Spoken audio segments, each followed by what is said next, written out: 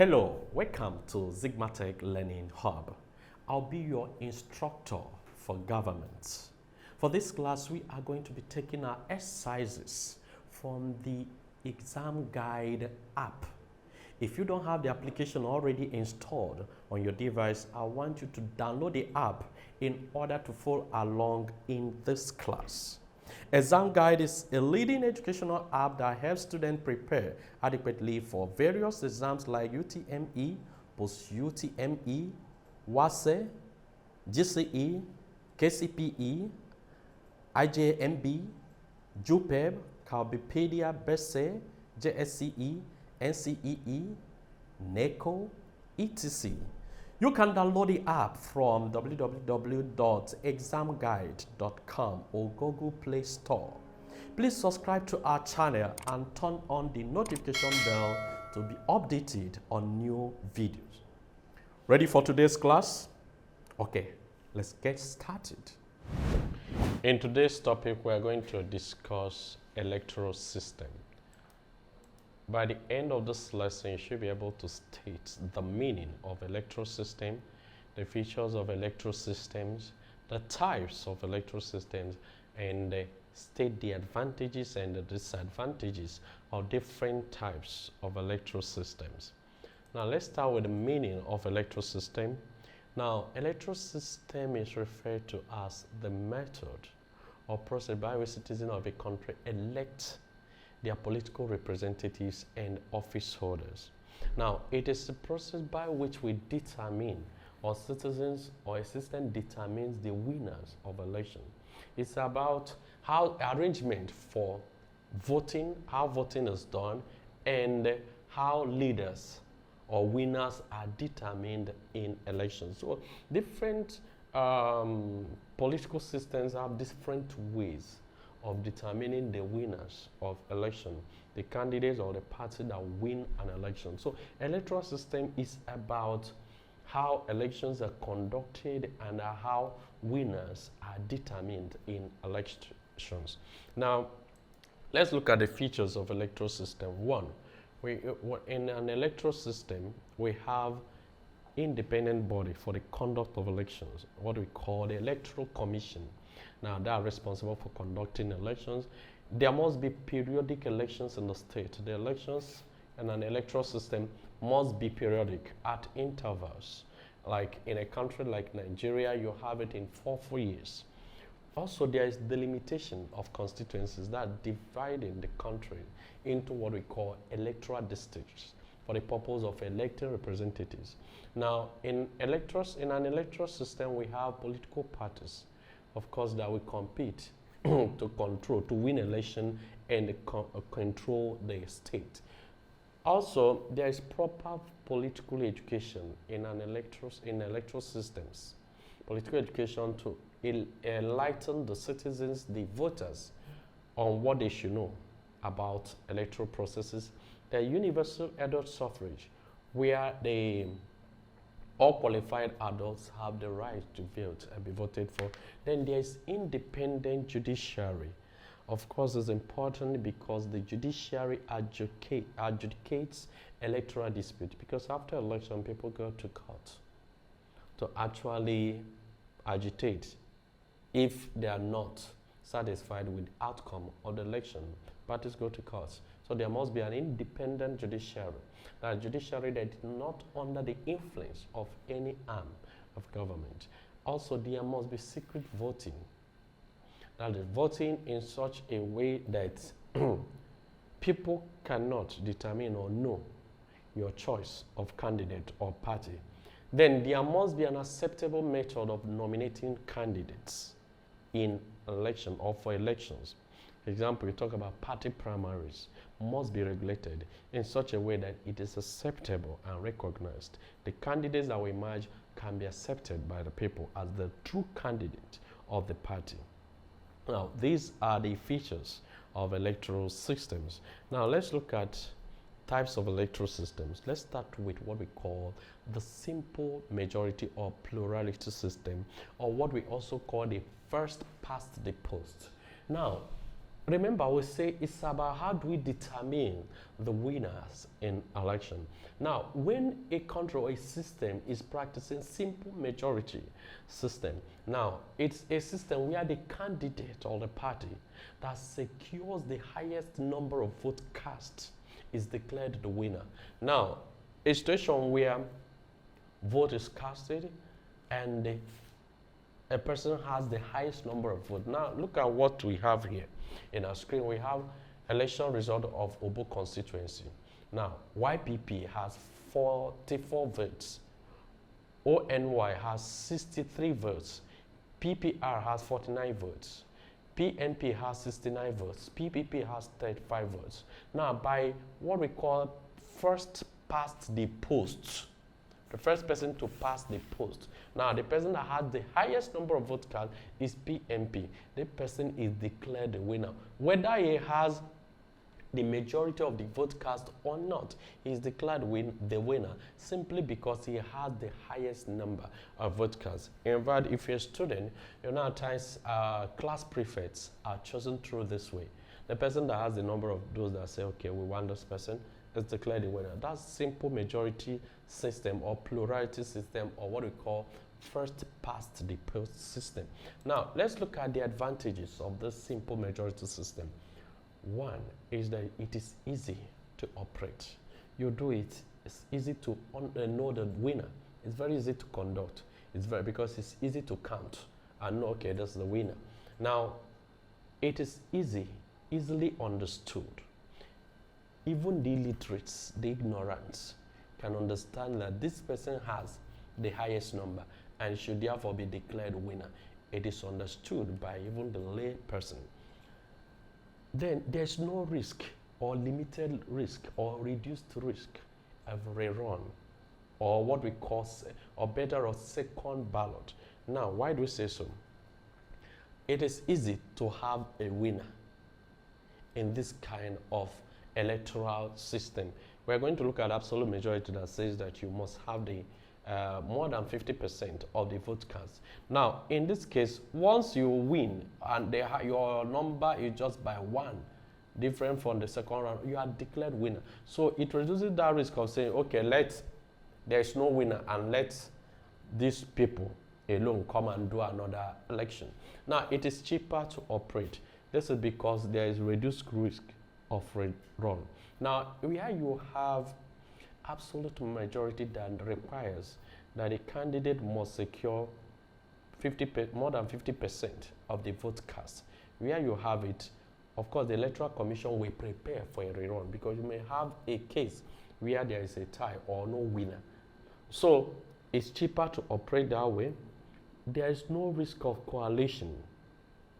Now remember what we are taught in parliamentary system of government that says that for government to be formed, the party that has majority seats in the parliament forms the government. Now, when you have this kind of system, now we now say that the party that has the highest number of seats should form the government. So there won't be a risk of coalition, because in every legislature or parliament, you must have a party that has the highest number of seats. Now, there's greater chance for the minority. When you have this simple majority, there's greater chance for the minority. Now, minority group can give block vote to their candidate, and that candidate can win even by one vote. So there's greater chance for them, because you're not looking at the person must have majority of vote cast. Also, there's political stability due to absence of revolt. Now, when you declare such winner in a simple majority, even the illiterates, ignorant, they will understand. Nobody will quarrel as a result of it, except you're looking at the case of rigging. Now, these are the advantages of simple majority system. Let's look at why it is not very popular also. The disadvantages of simple majority system. Number one, it's undemocratic. Why do you say it's undemocratic?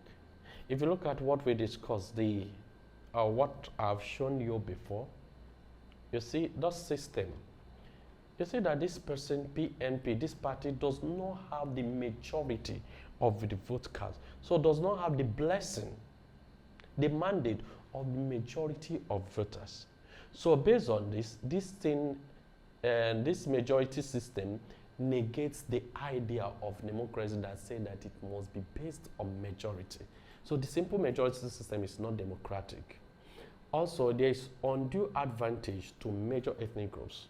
Can give undue advantage to major ethnic groups because when you have the system, they can always use their block vote to win. Now, there's waste of surplus votes of the majority. Now, at the end of the day, you see that the candidate that has the highest number of vote casts does not have the majority of vote casts. Now, at the end of the day, other votes, majority of the vote cast are wasted. Now, it can be easily rigged because you need to just have the highest number of vote casts. So, small touch of rigging can make the person to have the highest number of vote casts. The government is unrepresentative in nature because it does not represent the majority of the people. Since we are dealing with just having the highest number of votes cast and not the majority. Also, the government in this system may not be legitimate because it does not have the mandate of the majority of people to rule. Now, these are the disadvantages, the problems associated with simple majority system. Now, let's look at the opposite of this simple majority, which is the absolute majority system. Now, this system requires that this is a type of electoral system that requires that a candidate must secure over 50%, that's more than 50%, that is 50% plus. That's the majority of the vote cast to be declared winner. So it's not about having the highest number of votes cast.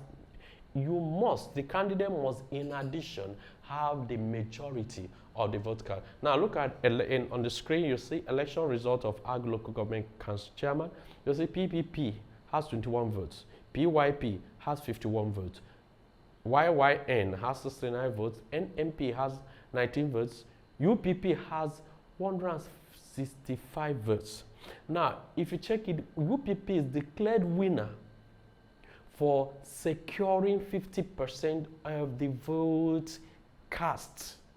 That is absolute majority. He's not declared winner simply because it has highest number of votes cast, but declared winner because this person has the majority of the vote cast. Because if you add all these votes together, you see that 165 is more than 50% of the vote. Now, if you compare it with what we have here, in this vote cast in the simple majority, you see that this PNP does not have the absolute majority, does not have the highest number of votes cast, and cannot be declared winner if this is absolute majority.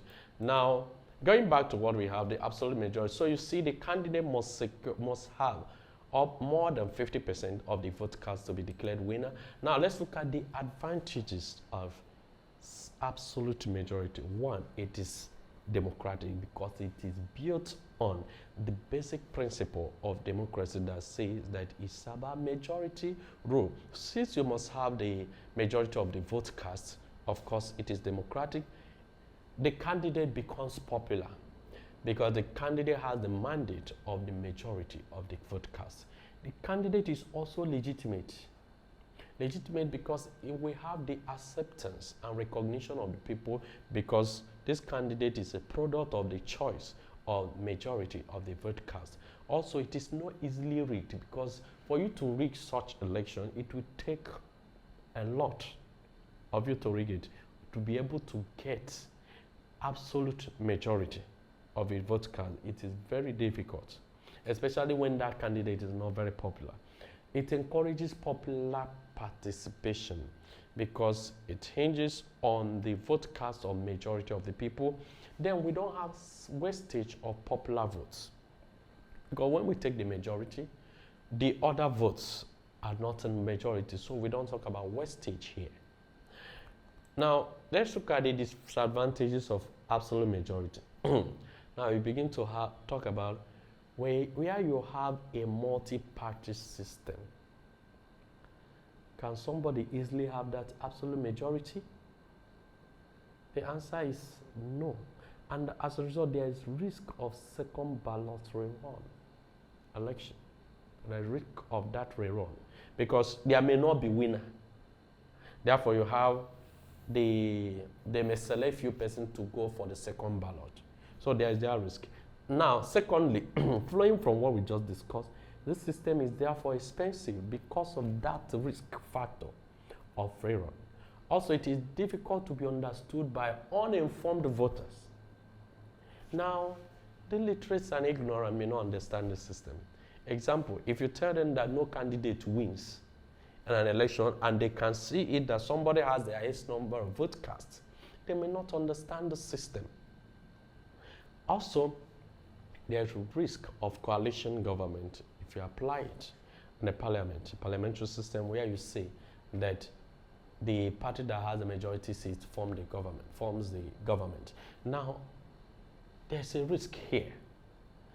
In a multi-party system, one particular party may not have that majority, and as a result, it has to form a coalition government with another party. That risk is present where we have absolute majority. Also, this emphasizes, because it's dealing with majority system, it emphasizes quantity over quality. Because we are saying whatever the majority says is right, but the majority may not always be right. But you have no option than to follow that majority view. And because of that, we are emphasizing quantity over quality. Now, it is more complicated in calculation when compared to the simple majority. The reason being that you have to do another calculation to determine, after checking the highest number of vote cast, or who has the highest number of vote cast, you have to check whether this person also has the majority of the vote cast. Now, this can lead to delayed election result, the calculation being complex. Also, voters may not participate in the second ballot. When you say there is rerun, voters may not participate. Also, it weakens minority parties because they may not have the chance to muster up to majority of the vote cast. So these are the disadvantages of absolute majority system. Now let's look at another electoral system we call preferential voting system, or what we call alternative voting system. Now this is an electoral system where voters rank candidates in order of their preference. So look at this. Now, rank the following candidates in order of your choice. Now, you see parties. Now, voters are made to have first choice, second choice, third choice, fourth choice, fifth choice. Now, you see, let's say PPP. This voter has something like this. There are parties PPP, NMP, APG. Now, this voter in his rank is okay. APG should be the first, is my first choice. Now, PPP is my second choice. Now, NMP is my third choice. Now, it takes care of the fact that, this system takes care of the fact that voters can have this dilemma of, okay, I like this candidate, I also like this candidate. Okay, my choice, if this candidate doesn't win and this one wins, okay. So, voters are made to rank the candidates or the parties in order of preference. Now, if voters should do this, the problem is, how do we determine the winner? Well, they determine the winner by elimination. Now, the candidate that has the least number of choice, number of that first choice, can be eliminated. Then that elimination, now where the voters gave the other candidate first or second choice, they can give it to that candidate. Now, this elimination will continue until they get the last man standing, that we have more of first choice than others and more of second choice than others. When we get to the point, that person will muster that majority system, because this system is also built on the principle of majority. Now, let's look at the advantages. One, there's no risk of second ballot, because by the time you do that elimination and get to the last point, you find out that somebody will have majority. So no second ballot. Now, there's mandate of majority because it is democratic. So it's democratic because it is based on majority votes. Now, it avoids wastage of votes because we're dealing with majority. Now, let's look at the disadvantages of this preferential voting system. One, it is complex in nature. Some voters may not even understand it. Even the calculation is complex. You eliminate from the bottom and get to the top. Number two is it cannot be understood by the uneducated. It's difficult to explain this to them. It requires a lot of enlightenment for people to understand it. So it means the Electoral Commission and other stakeholders will do a lot on enlightening the people to understand. Now, it is prone to malpractice. Now, due to the complicated nature, complex nature of calculation in this system, malpractice and rigging can come in. Also, it is expensive because looking at the nature of the ballot paper makes it more complex than the normal ones we used to know. We know. So, it can be more expensive in nature, and also it is time consuming. Now, there could be delay in release of results whenever they practice this system because the calculation is time consuming. Now, let's look at what we call constituency. Now, a constituency is what we call an electoral district or areas created by Electoral Commission for the purpose of electing members of the parliament. So, there's what we call delimitation. Now, the Electoral Commission will divide the country into various constituencies for election of people into the parliament. Now, every parliamentarian represents a group of people that elected him that we call his constituency. Now, for the purpose of Senate, we call it electoral district. Now, House of Representatives, we talk about constituency. Now, if you come to the local government, we divide it into wards. Now, for presidential election, the whole country is treated as one constituency. So, the whole state is the constituency of the president, while the parliamentarians represent a particular group called the constituency. Now, these people, members that the constituency that are elected, members of the parliament can remove the people they elected by the process called a recall. They can recall the elected representatives. Now, let's look at the types of constituencies. Now, we have two types of constituencies. We have the single-member constituency and multi-member constituency. Now, the single-member constituency is a type of constituency where only one member represents or is elected from the district.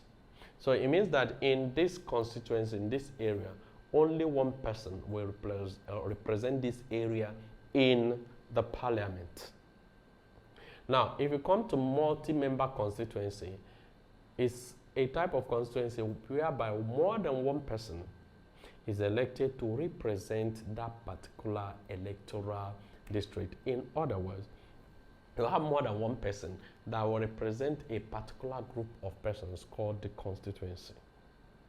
Now, we have the advantages and the disadvantages of each of them. Now, let's look at, because of another electoral system we want to talk about, that's why we have to expose you to constituency and these types of constituency. Now, we're going to look at another electoral system that has to do with multi-member constituency, and that is the electoral constituency system we call proportional representatives. Now, what do we mean by proportional representatives? Now, this is an electoral system where seats are allotted to members of the parliament according to or in proportion to the number of votes won by their party in the parliament. So that is why we call it proportional representative. So in this system, voters are given seats in proportion to the number of votes cast or the number of votes or the number of votes won by the party in an election. Now, to illustrate this, now look at this. Now, there's a number of seats for Piki constituency. Now, Piki constituency, because it is a multi-member constituency, we elect 5 persons to represent it. Now, in Piki constituency, we have number of voters, 100 number of voters are to elect. And we have, at the end of election, now look at how it goes. It went. Now, Party A secured 40 votes. And if you do 40 divided by 100, multiplied by the number of seats, it will give you 2 seats. So therefore, this party will have 2 seats in the parliament. Now, Party B secured 20 votes cast.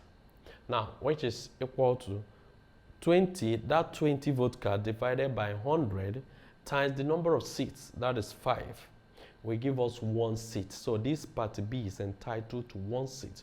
We have 1 seat in the parliament. Now, Party C equally secured 40 votes. Now, the 40 divided by 100, that's the number of voters, the 100 number of voters times the number of seats in question. You see that this Party C has 2 seats. So you see that the seats are allotted to parties in proportion to the number of votes cast in the election. Now, let's look at the advantages of proportional representatives. 1, it widens the choice of voters in a multi-member constituency. Now, voters have more choice in this case. So they are not electing one person.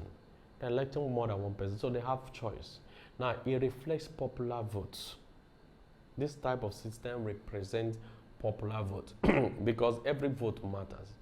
Also, it protects the interests of the minority. Now, the minority in a particular constituency can give a block vote to candidates from their side, and they have the chance of that candidate being elected. Also, it avoids wastage of surplus votes because every vote counts in this system. Now, voters can choose candidates on both personal or party merits. Now, they can consider the personality of candidates or they can consider the party in electing. Also, it reflects the views of all areas, groups, and persuasions because every vote counts in this system. So it reflects popular views. Now, these are the advantages of proportional representatives. Now, let's look at the disadvantages.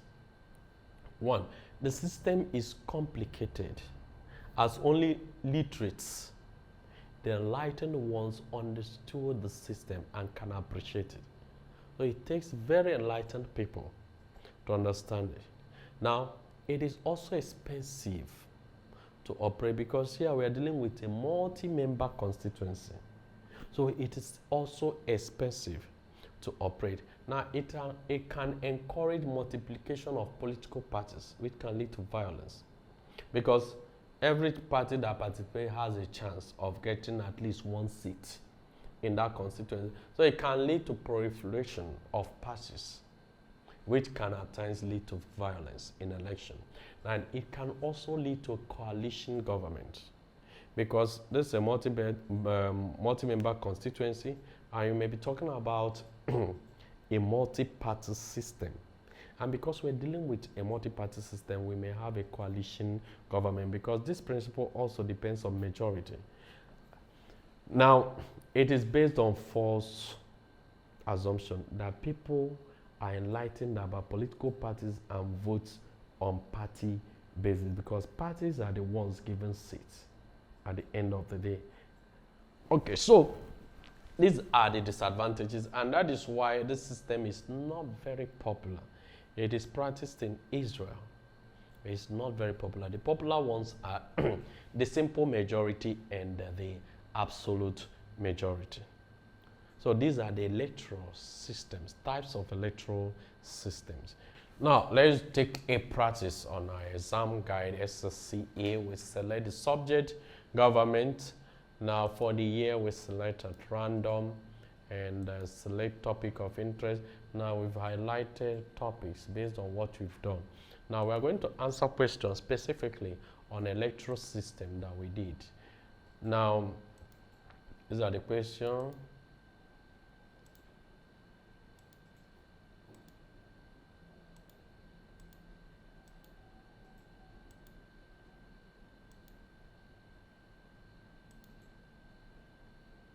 Now, a system in which candidate with the highest number of votes is declared winner in an election is called what? That is first past the post. It's not second balloting. We are no winner emerges in an election. It's not proportional votes. Representation is not block voting. It's first past the post.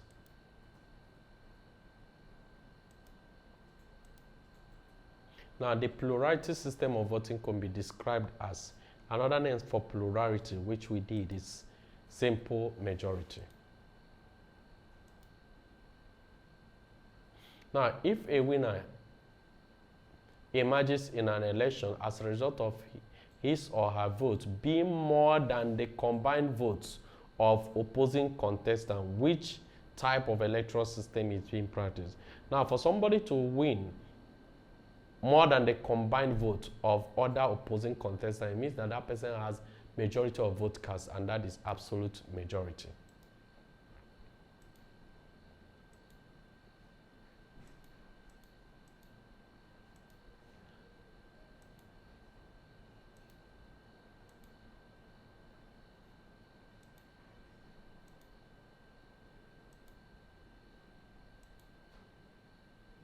Now, which of the following is a disadvantage of proportional representation? 1, it is difficult and cumbersome to operate. Yes, difficult because the calculation even can be understood, so even it can delay in calculating the result. Is very difficult because the calculation is cumbersome. Now,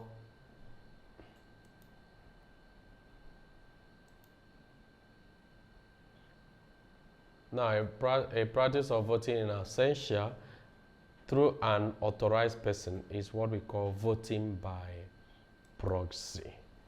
Thank you for participating in today's class.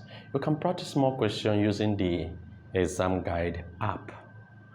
The app scores and gives a detailed explanation of all questions at the end of your practice tests.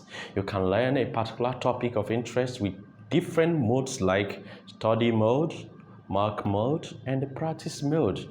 It also has other features that make learning fun. It is a must for all serious students. Download from www.examguide.com if you don't have it yet. See you in the next class. Don't forget to subscribe to our channel, hit the notification bell, and share the video.